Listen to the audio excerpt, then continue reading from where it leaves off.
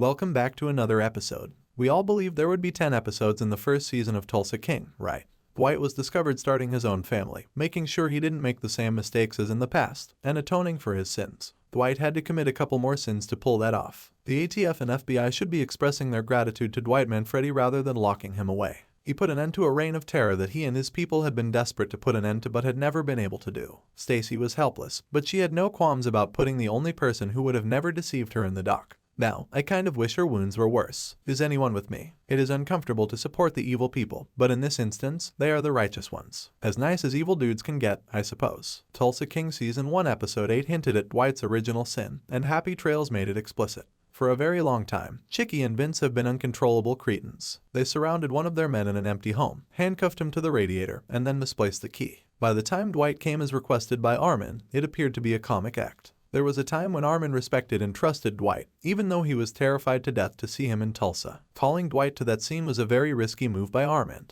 The overreach would not have gone over well with Chicky, who is still Don's son. Dwight has a scary appearance and has since. Stallone portrayed Dwight as a hybrid of Rocky and Rambo when he first entered that room. He was both a hero and an avenging angel. Nobody deserves to perish from burns because fire is cruel. Ripple was still holding out hope that he would be set free and allowed to leave when Dwight shot him. In the end, he might not have been off base. By the time Dwight left the front door, emergency personnel had arrived. Even though the stairs were on fire, one officer thought about entering. If he had been severely burned prior to their arrival, would they have brought charges against him? Dwight belonged to the mob, and the government searches for any excuse to bust them up. Even if it were a mercy killing, it wouldn't be a leap for Dwight to die for it.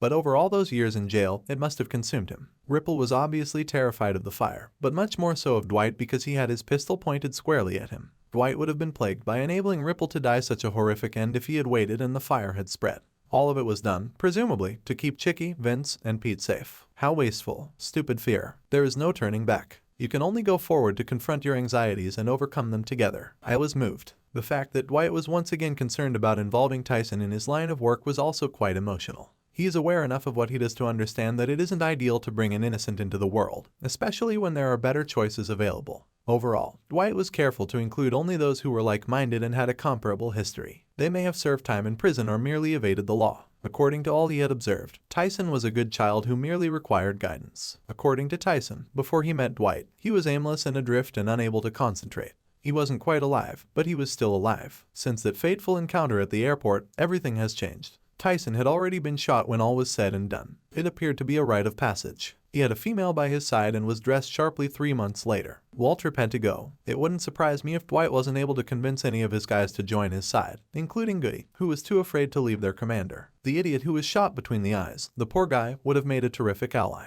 He resembled Armin, the man Dwight shot in the fire, or the man who stood up for Dwight in episode 8 before being killed by Chicky. These men were fear-driven and misled. Nobody flourishes in those conditions. Dwight broke off contact with the family. The program will benefit if he sticks to his demand that they never come back, even if it seems improbable that they will. Dwight cannot be victimized by all facets of society, including police enforcement and fellow gang members. It gets boring. But what Stacy did is just unacceptable. She was only allowed to be restored if she turned on Dwight. Who would want to collaborate with such a person? Who will she turn against next? She is poisonous at this point. Tina's stay was too enjoyable to continue. She has once again trusted her father with her heart. Before Stacy reappeared, they were dancing together. She will find it difficult to think of losing him once more. We are aware of what she is not. A program without the general at the lead isn't Tulsa King. He will be okay, but he'll also need to be more selective about who he puts his faith in, which may make him rethink his current strategy. Hopefully not, God. The program succeeds because of his strategy. Terrence Winter and Taylor Sheridan are aware of that without a doubt. This season went by so quickly. Before the premiere of Tulsa King Season 2, will there be another time jump? They are unable to get that far since age does play a role. Oh well, at least Dwight was able to attend Brett Buck's reopening, see Mitch dedicate Never Been to Spain, and dance with Tina. I have positive feelings about his future potential. What will Dwight do next? How can he defend himself against an accusation of bribing a federal official with whom he just so happened to have slept? He won't likely use anything against her because he is a gentleman. I certainly hope that makes her flinch. Thanks for watching, and don't forget to subscribe.